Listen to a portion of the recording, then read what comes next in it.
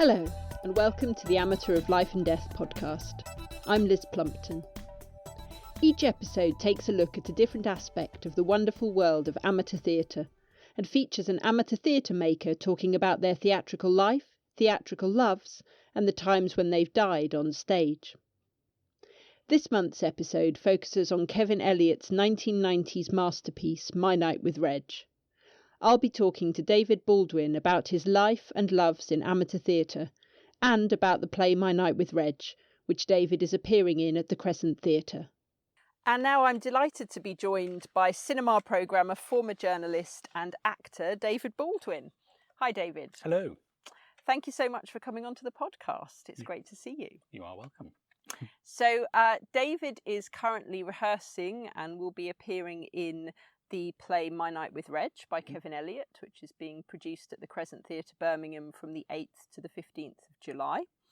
So if we start, David, by talking a little bit about the play, and then we'll talk a little bit more about you and your life and loves in amateur theatre and beyond. You've also got extensive other experience that we'll pick up on. So tell me a bit about My Night With Reg. What's the play about? So the play is about 6 men in the 80s. It's set during the AIDS crisis. They're gay men. It's set in one space, specifically a flat. And it shows you over time, I won't reveal exactly the time period that it happens in the 80s. No spoilers. No spoilers, absolutely. There's some twists here and there. And it just shows the sort of, I think at its heart, it's about secrets and lies between friends. That's what I think we've taken from it as we're rehearsing. You could look at it as, obviously it was a very influential piece of theatre because it was a high profile play about gay men. Yeah. But I think ultimately anyone can relate to it because it is about that, about relationships and about things people don't tell each other. And how that impacts across the years. I think that's what makes it really interesting, is that as you go along, there are little twists and turns, but they're not big twists. They're little things that drop in. And it was written by Kevin Elyot, who's from Handsworth, Birmingham boy. Yeah. And he's a very good writer. The way he writes things, there are callbacks.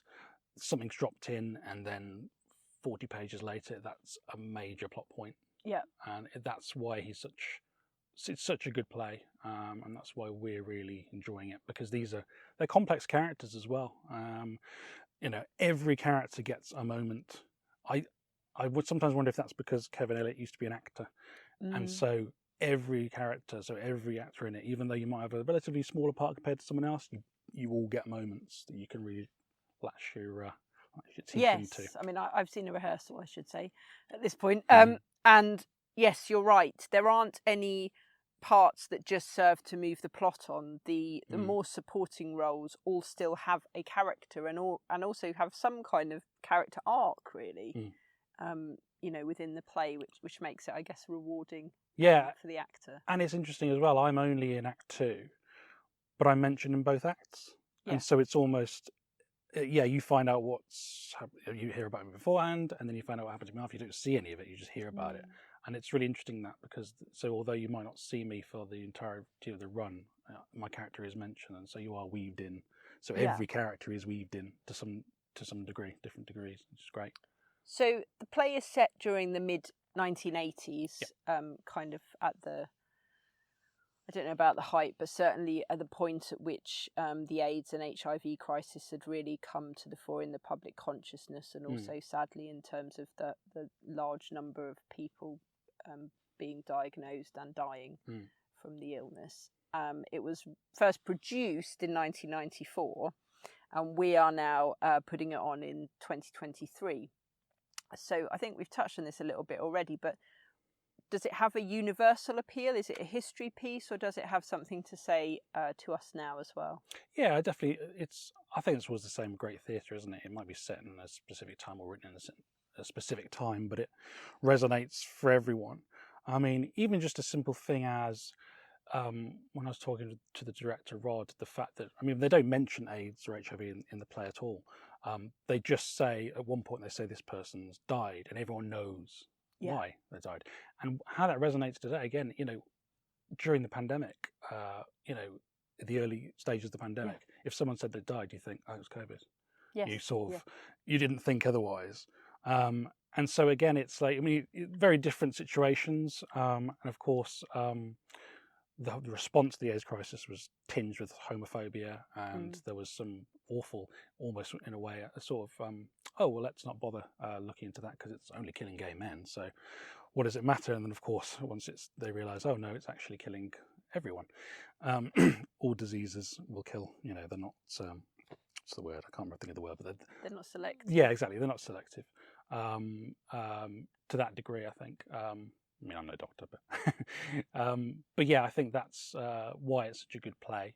It does have resonance. I think the reason any play keeps going is because of the story and the characters are really good, and they're really different characters as well. You can all see there's different types of characters, so if you're in the audience, it's very likely one of them relates to you in some way.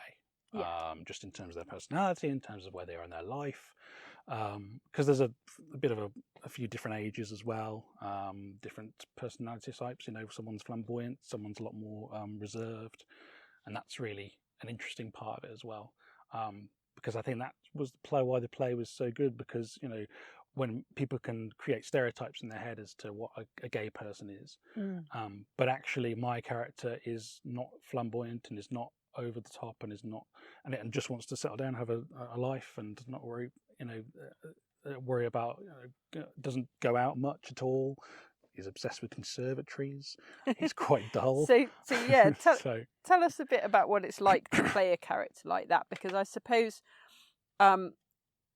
within the script and other characters sort of say this, whether explicitly or implicitly, he's kind of a bit boring as a character. The way he's perceived by the group of friends is that he's a bit of a bore, a bit dull, a bit kind of conservative with a small c, compared to some of the other members of the friendship group. So what are the challenges of playing somebody boring? Yeah, that's a big challenge. And in fact, when I was offered that role, I did call up the director on and said, I'm not sure I know quite how to do this, because the main concern is if you're playing someone boring, the audience, you don't want the audience to be bored. To be bored, yeah. And that's the hardest part. So I was a little bit concerned that I couldn't necessarily do that, but Rod had faith in me, and as we've gone along, I've found my way into it and found ways to make him interesting. We've sort of probably taken him along the sort of neurodivergent spectrum a little bit. We've made him.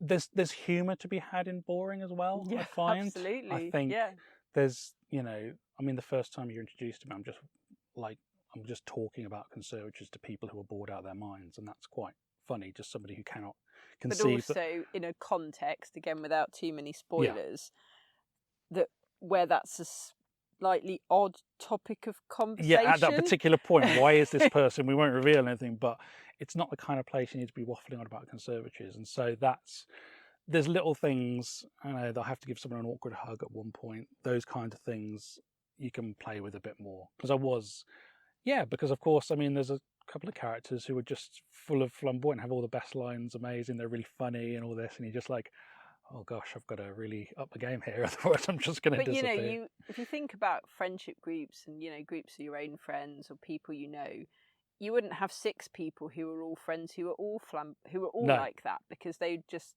drive it. They wouldn't work in terms of the dynamics. So absolutely, I guess it's quite true to life to have those those different people, those kind of, in inverted commas, more boring. Yes. Ordinary. I like to call it, not boring, just a bit odd at times, and sometimes maybe unaware that he's rattling on about things that nobody's interested in. So you've mentioned that during the play the words HIV, AIDS are never mentioned.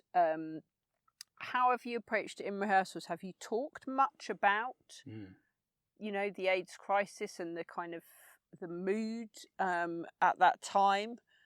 as you know, as part of the process, and about, I suppose, there's the subtext that is there. It's not, I don't think it's ever unclear that is what, you know, what we're dealing with. Yeah, definitely. There's been a lot of talk about that.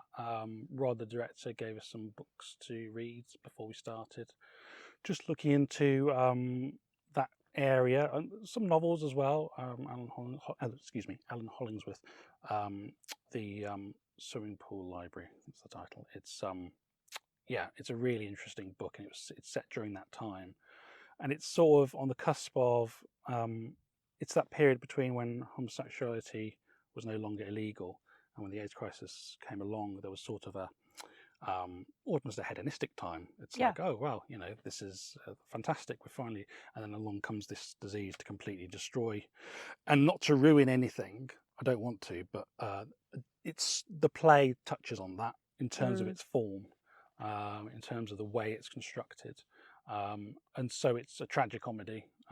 So there is tragedy, but there is loads of comedy, and I'm sure you'll probably agree with this. Everything in life, there's always a sort of bit of comedy there. Even in the worst times, there's some dark comedy to be found. I think that's all that goes through it. But also, in fact, when we were marketing the show, Peter, who plays Daniel, he did some flyering, and he went to a meeting of older gay men that he knew about, just to sort of talk to people and see if they wanted to come. And when he was talking to some of those people, I mean, they remembered the AIDS crisis. They remembered everything about it.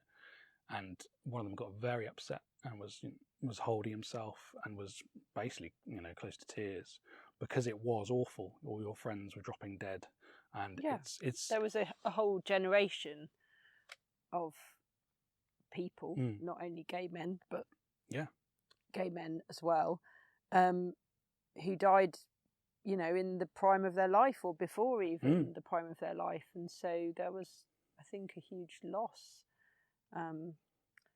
to that community, but also to wider society, that probably now we don't, though being a bit younger, you and I, David, not that young, but we are a little younger, we don't really appreciate that, because they weren't our contemporaries so much. I mean, when I watched a rehearsal of the play, and I've read the play, I suppose what struck me was there's a younger character who's about, is he 18 at he the starts start? off as 18, Yeah, he's 18 at the start of the play, and so he has a slightly different take on it, and he's got a slightly more conservative attitude towards sex, and he's a bit more worried about it, and that sort of chimed a bit with me. So I was a child in the 80s and a teenager in the 90s, and what I remember about the AIDS crisis was this massive sense of fear.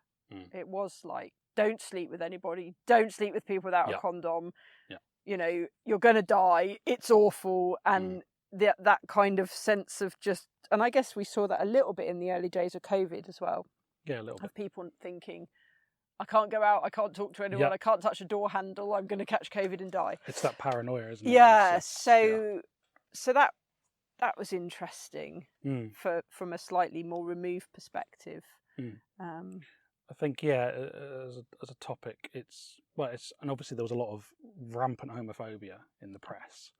I mean, I work at the Midlands Arts Centre, and we've had exhibitions where, you know, newspaper articles we've had on the wall, I couldn't believe they were real, like vile things printed in national newspapers, that just horrible to gay people, and we had, as part of we had a Grace and Perry exhibition recently, and part of it they had the AIDS quilt, which is a sort of an ongoing artistic thing, which has sort of been going for a long time, and it's basically lots of memorials to people who've died, and it's all sewed into this quilt, and it's carried on, and it's got all these messages from, and it's beautiful. So it was interesting that was in at Mac whilst I was rehearsing this. So there's a whole legacy that I suspect, you know, I effectively grew up as a teenager in the 90s, so I don't remember much of the 80s.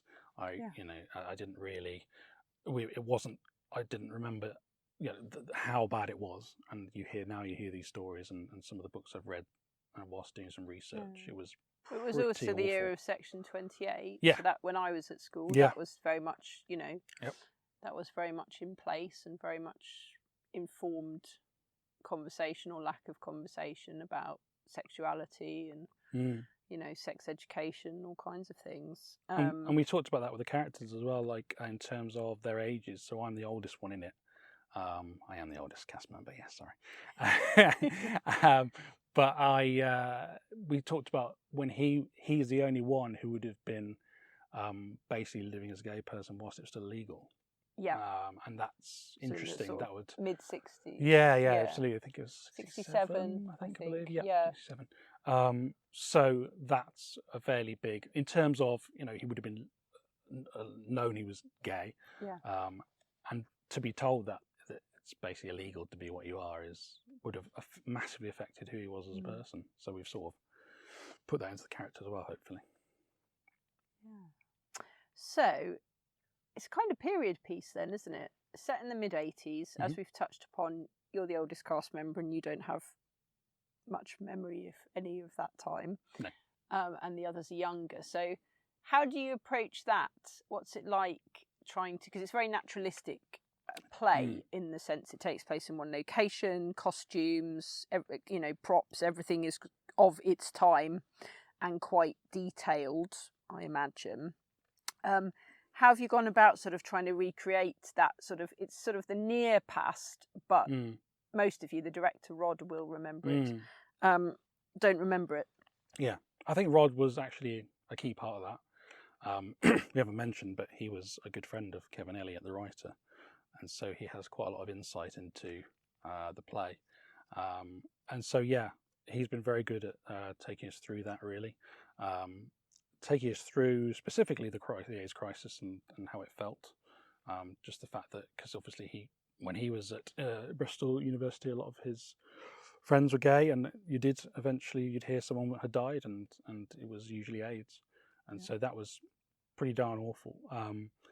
But yes, in terms of the actual, I mean, even the styling, he printed off some lovely new romantic photos, a bit of George Michael and such, and there's a lot of, and in fact, the Vera and Pat I think they've enjoyed this one because they've got to. That's really, the costume team on the costume play. team. Yeah. They've really got into the 80s side of things. So yeah, I suppose it's that really. I mean, as a actor, you've got to kind of hope that it's universal. I think any well-written play is. There are some badly written plays that probably aren't as easy to make as universal, but because this is so well written, they're just fascinating characters. I didn't find that an issue in terms of the actual 80s side of things. And we also don't want to make it cliched 80s as well, because people have a conception of the 80s, don't they, in that sort of style. Yes, yeah. And you don't want to go too overboard with that, because actually it's become a bit kitsch. It's become like a bit, and this is, like you say, a naturalistic play, so there's no point saying, trying to doing that. It'd be awful if you had this sort of cliche. It's not 80s fancy dress. It's people in the 80s wearing things they would have worn. I mean, there is a party in the play, but there's also other events where people would probably just been, dressed quite normally and not necessarily as maybe we have an slightly outlandish view of, if you were going to, what you'd wear to an 80s party isn't necessarily what people wore in the 80s all the time. Because you kind of go extreme with fancy dress, don't you? Yeah. And the notion that everyone's just walking around like that all the time is so laughable. Worth pointing out as well that sometimes people wear nothing in this show, so that's that's easy to costume. That is really easy to costume, that bit. Although there was talk about the underwear, what type of underwear they would have. And body hair in the body hair, body hair was, standards are different. They've changed. Rod talked about that. He said people didn't shave, down there in the 80s. So the two people who were getting naked had to think about that. Details. Rod is a details director. So. Yeah. So you mentioned rather, that Rod Natkiel, who's directing this production, was a university friend and then a friend of the writer Kevin Elyot, who sadly passed away in 2014. How has that sort of unique perspective that Rod has informed rehearsals and the production? It's interesting because he knew a lot of the people these characters are based on, which is weird. I've never had that before with the director who's literally, oh yeah, I know who that's based on. That's an amalgamation of these people. This is sort of, But what he did say when we started the rehearsal process, he says, I was friends with Kevin, I knew all these people, but it's our play now. We're not going to copy the people I know. We're going to create your own characters, which is very, that was very helpful, because it would have been, you can't live up to a notion of the past and who these characters are, because that could be seen as a negative in some ways, that that he knew all these people. But Rod's been very good at thinking, well, no, that's not an issue for me. All he cares about is doing justice to the writing of his friend, who, of course, he loves his writing and it is very good. So I suppose that's the key thing that he wants, and it's quite a privilege in a way. I mean, I did say to him, I said, if Kevin was alive, would he have come to rehearsals? I was like, oh yeah, he'd have been here checking every word, checking every. And I was like, wow, okay, that would have been interesting, because apparently he's very specific about, don't change that word, don't change that word. And normally I'd be thinking, oh, come on, mate. But actually in this play, a lot of these little words, which you think mean nothing, actually do have a meaning and call back later or reference something else. There's just, even this is completely, a small thing, but people always mention French films throughout the play. Yeah. And it's a small thing, but actually they talk about seeing this French film, and not to reveal too much, but that is a very key part of the play. Yes.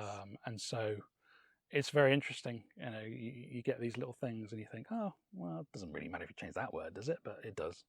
Yeah.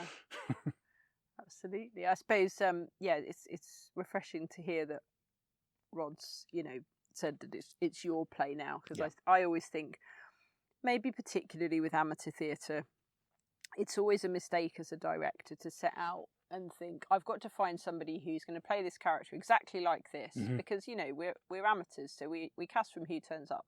Yeah, we can't just phone a casting director and say we want somebody exactly like this, with exactly this look, exactly these qualities.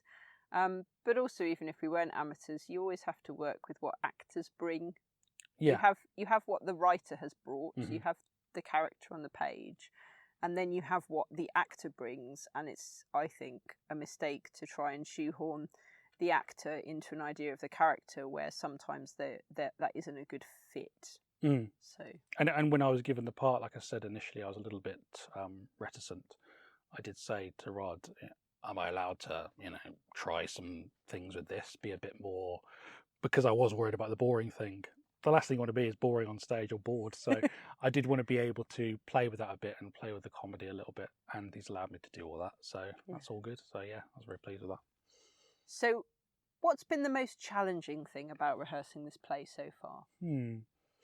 Challenging is, for me, as an actor, I don't normally do vulnerability. I usually am a sort of self-aware, one step removed, kind of... And that's just due to my personality. I'm one of these people who doesn't really live in the present a lot of the time. I live in the past, I live in the future. Or I'm looking from above on stuff. That's just my way I see the world. And so it's very hard for me sometimes to get those emotions of vulnerability. And there's that worry you look stupid, isn't it? There's that sort of little part of you thinking, oh God, I've got to cry on stage. I've never cried on stage. This is the first time I've had to cry on stage.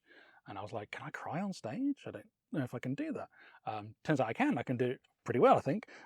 But it took me a while to get there because I normally don't do vulnerability. I see it as a weakness in my life. And so as an actor, you've obviously got to be given a character who's not you. And that's the hardest thing of an actor, isn't it? You kind of go, well, it's not you, is it? It's not. It sounds stupid, but of course it's not you. But you are interpreting it. So you're in there somewhere. And I think all the characters have to show some vulnerability, they do, don't they, in this piece? Even the most, there's a character called Benny who's even the most blunt and awful and profane. Even he has a moment where he shows vulnerability. So everyone does. I think Ollie, who plays John, has to cry the most. He cries a lot. And I was like, wow, that's quite a challenge. But so when I was taking it on, I was thinking, can I do this? But yeah, I could. I just needed to get there, and it's helped. I enjoy working with Rod. I like his way of directing.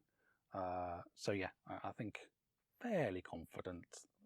I don't want people to come now and be like, well, hold on, this crying's not very good. Set myself up there, haven't I? I'm sure it will be great. And what's been the most rewarding thing, and what do you think audiences will find the most rewarding about the show? I find performing very rewarding generally. The fact that the director knew the writer and has this whole history, and has even sent us photos of people who are, who are real people who are based on, and obviously knew Kevin and acted with him and all this. That's very rewarding. It feels quite special, quite unique. I don't think I'll probably ever have that in my lifetime again. It's unlikely, especially since he's passed away, the writer, and this is it's a very influential piece of theatre in terms of it was a milestone in terms of representation of gay people on stage.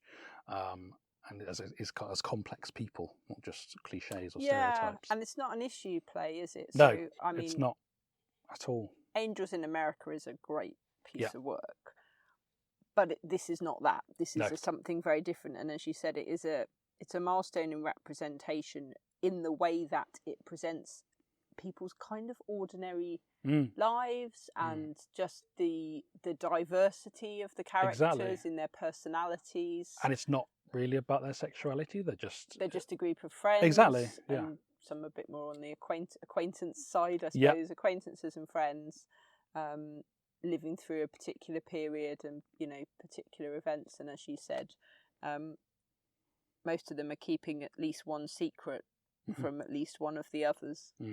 Absolutely. There's a clue in the title. Yeah.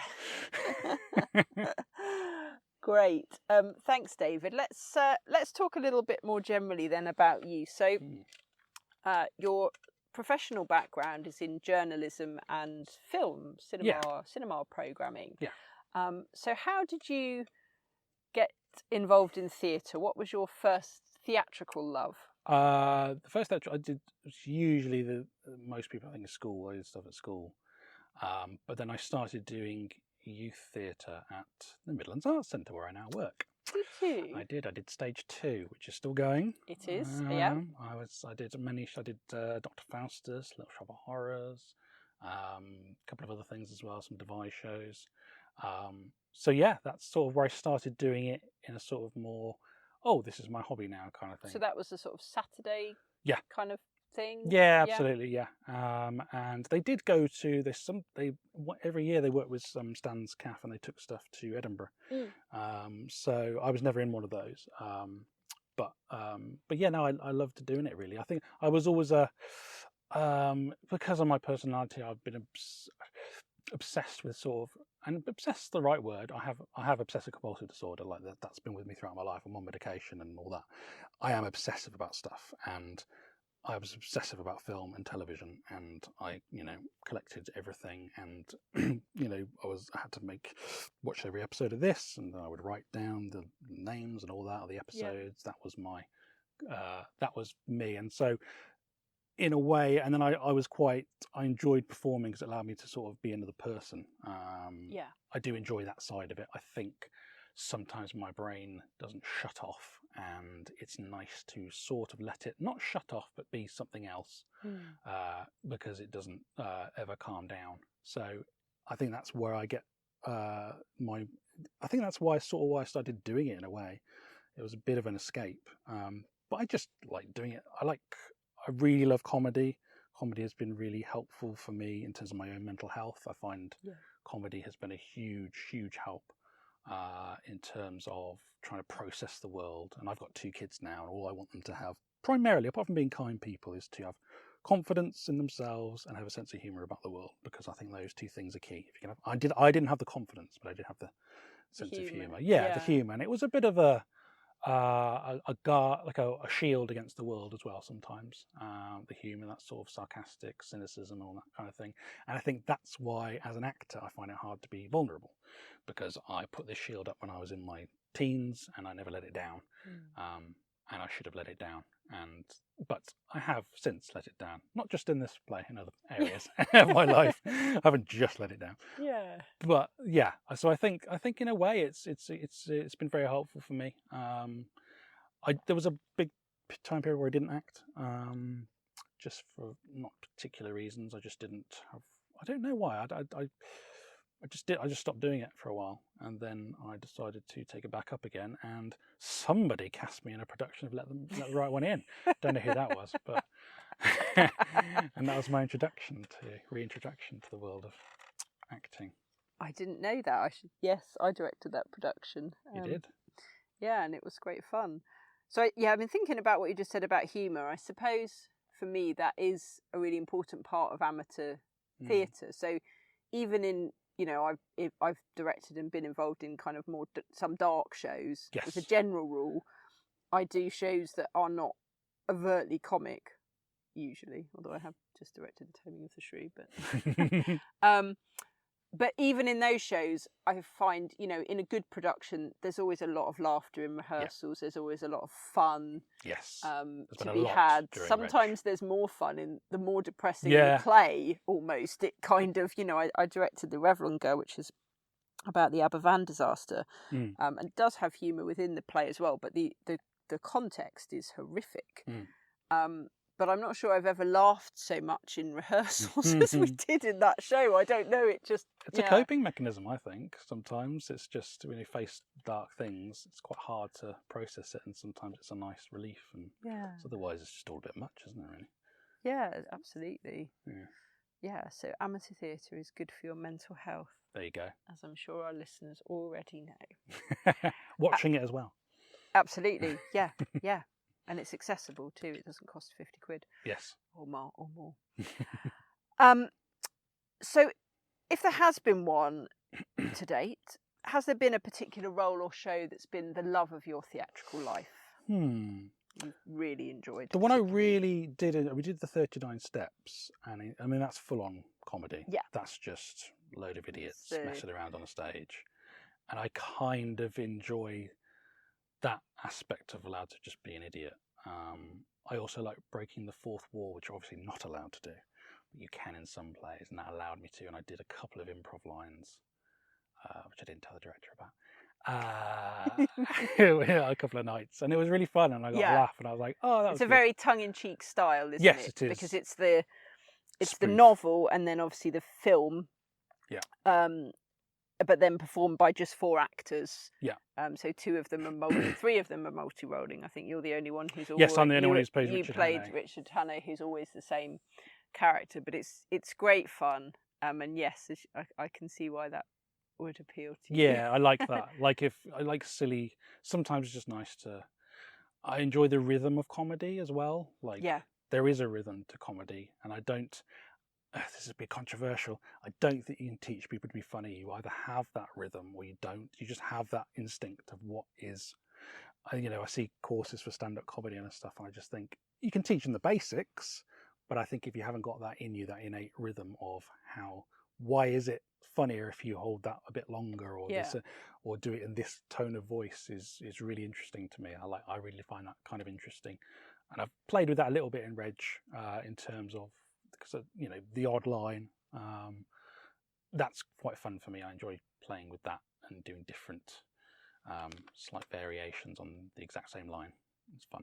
Yeah, yeah, definitely. I think comedy is harder to do than tragedy actually as well. Technically, it's very demanding. Yeah, definitely. And I think people think it's you just go on and just be a bit wacky, and I hate wacky. If everyone ever said I was wacky, I'd be distraught, because wacky is like that. Hey, look at me, laugh. Like that for me is not, which is why I find stand-up comedy quite hard to watch, because it's somebody coming on stage going, I'm going to be funny. I'm going to be funny now. I'm going to be funny. And I'll be like, I'll decide what's funny. Thank you. But so for me, I find that hard to watch. Whereas in a play where you can find the comedy, it's in there. And maybe even if it's a knockabout comedy, some bits will die and some bits, and it's fascinating. There was one line in 39 Steps I thought would absolutely kill them every night. Nothing.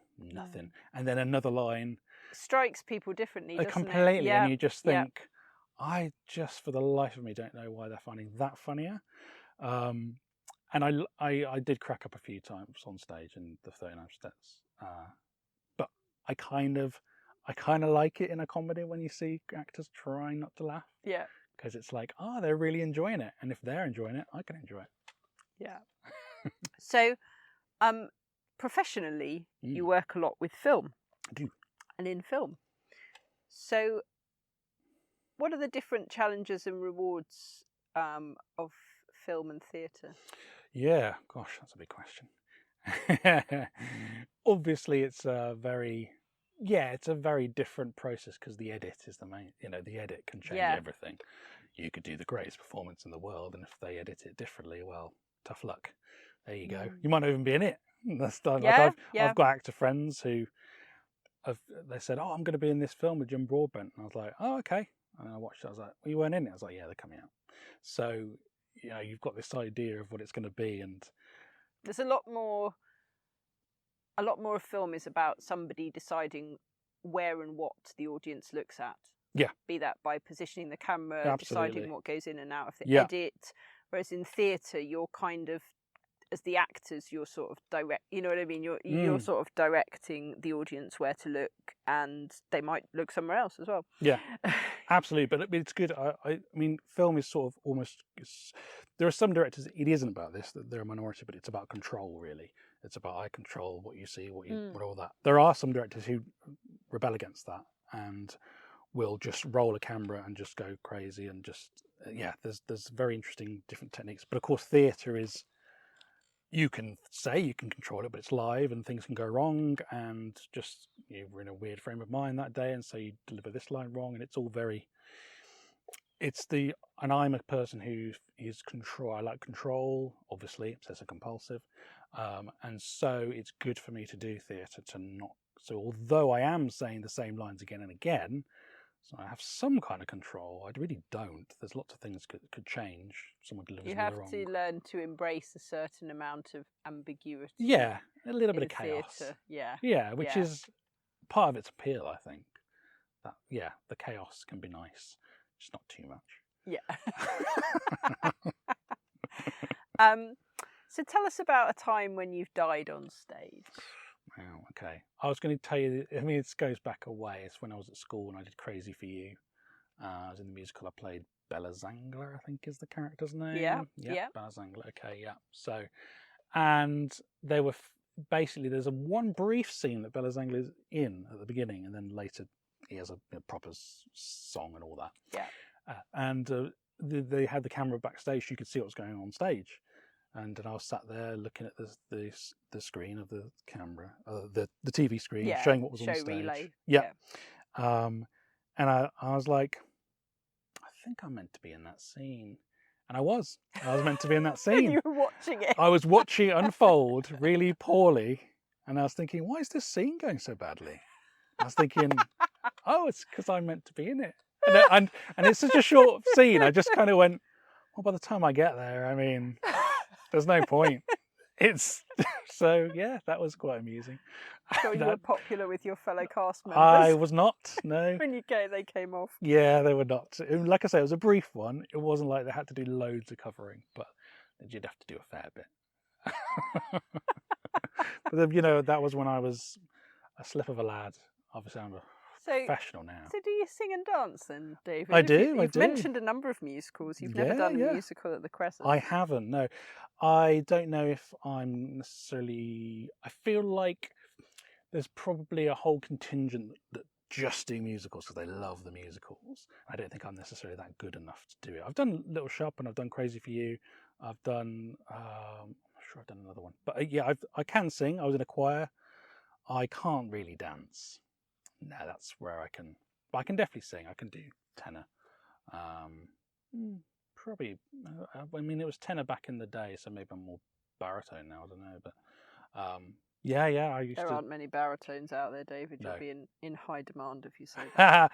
Blatantly not then. But no, I mean, if they did something like The Producers or something, I'd be up for that. I might audition for that. Yeah, like more of a comic. Yeah, type. I think so. I'm not as...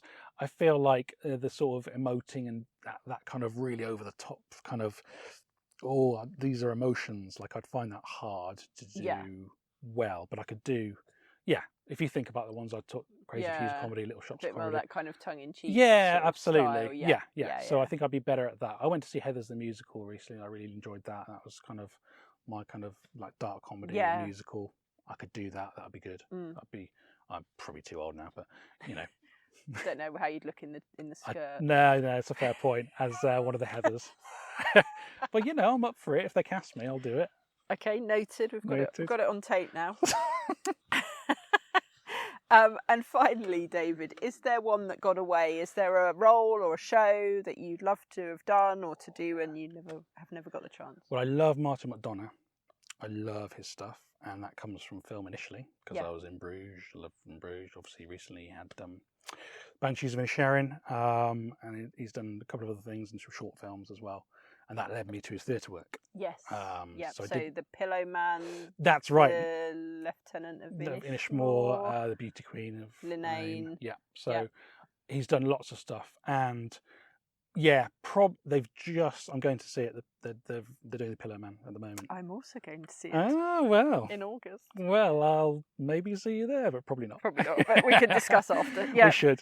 Yeah. That's the one I'd love to do. I know they've done it here, which I was annoyed about. I was like, have they ever done it here? And I was like, oh no, they have, so they're going to do it again. But I'd love to play either Topolsky or Ariel in that. Yeah. I'd love. That is for me the role I'd love to do because it's just sort of dark comedy and weird and a bit like, what's going on here? And they'll just suddenly say really random things, like he'll just go, oh, thanks, babe. And it's just like, why is he saying thanks, babe, in the middle of this? Kind of manipulating the audience's expectations, isn't it? Exactly, and I love that. I love messing with an audiences. My favourite films are quite transgressive films, like Titan, which is the Julia Ducournau film, which is a brilliant, brilliant film, which is effectively about a woman who gets pregnant by a car. I know, I won't go into it, but it is a brilliant... It's a brilliant take on trans identity, and it's brutal. I mean, at one point she smashes her own nose on a sink so she can look different, and it's proper transgressive, uncomfortable. But when you watch something, you think, oh my god, this is like unbelievably good. That's my interest. I like stuff that's a bit shocking at times, but shocking for a reason, not just shocking to shock. So yeah, those kinds of plays, which is why I like Martin McDonagh's stuff, because he obviously certainly goes down that kind of route. So yeah, that's the kind of thing I'd like to do. So obviously, as arts manager here at the Crescent, you need to immediately book a program, a Martin McDonagh film, a play, so I can be in it. Thank you. Okay, I'll see what I can do, David. Thank you. This is a mean question, but if you could only watch films or plays for the rest of your life, which would you pick? I've watched a lot more films and plays, I'll tell you that much. A lot more, because I watched when I was younger. I didn't really go to the theatre as much. Yeah. And gosh, I've had more emotional reactions to film than plays. Yeah. Like there's times I've been bawling at a film. Sorry, I've cried a little bit at a play, but there are times I was and some horror. I'm very into horror, and I think horror. I went to see Ghost Stories. You know the play. It was by it's Andy Nyman. It's one of the League of Gentlemen. Jeremy Dyson was involved, and it's 3 scary stories. Anyway, I was really disappointed.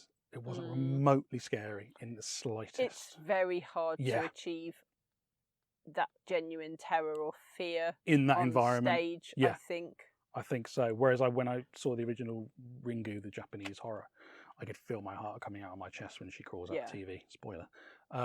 So I suppose more. I think theatre can do real belly laugh comedy, definitely, as well, if not better sometimes. Oh, I think than better film, because of that sort of live aspect. It can do that. There's kind of traumatic, despair, those kind of emotions, but fear is hard. Definitely hard to do. Very hard. Yeah. And because I like the horror genre generally, but then Martin McDonagh's plays, I think, absolutely verge into horror. Yeah. But they do it in a very interesting, sort of philosophical, existential kind of horror, where you just feel uncomfortable and be like, "Oh God, where's this going?" And that's what I think theatre can do. Theatre can do that kind of psychological fear of like the horror of your fellow man and how awful people can be. Yes. But not so much those kind of unseen, unknown. Yeah, and supernatural stuff. And I mean, we're saying this. We did a vampire story together, David. We did, but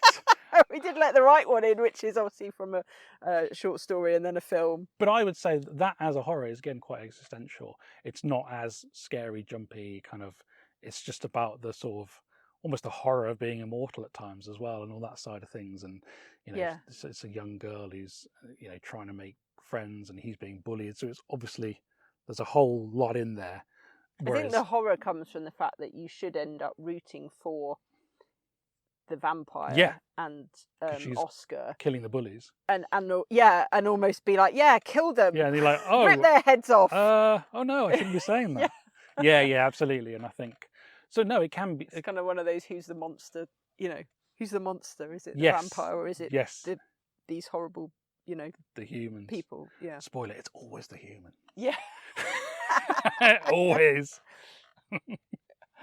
Brilliant. Oh, thanks very much, David. Really look forward to seeing My Night with Reg when it opens on the 8th of July in the Crescent Studio. Tickets are selling quickly, so anyone interested in coming along, I would advise you to book. Excellent. Thank you very much. Thank you. Thank you for listening to the Amateur of Life and Death podcast. If you'd like to listen to more, make sure you subscribe at podcast.crescent-theatre.co.uk or via Spotify or Apple Podcasts to get the next episode. You can find out more about the Crescent Theatre Birmingham and our upcoming productions, including My Night with Reg, which runs from the 8th to the 15th of July 2023, by visiting www.crescent-theatre.co.uk or by following us on social media. Amateur of Life and Death is a Crescent Theatre production. The podcast is presented by Liz Plumpton, edited by Kevin Middleton, and the music is by Brendan Stanley.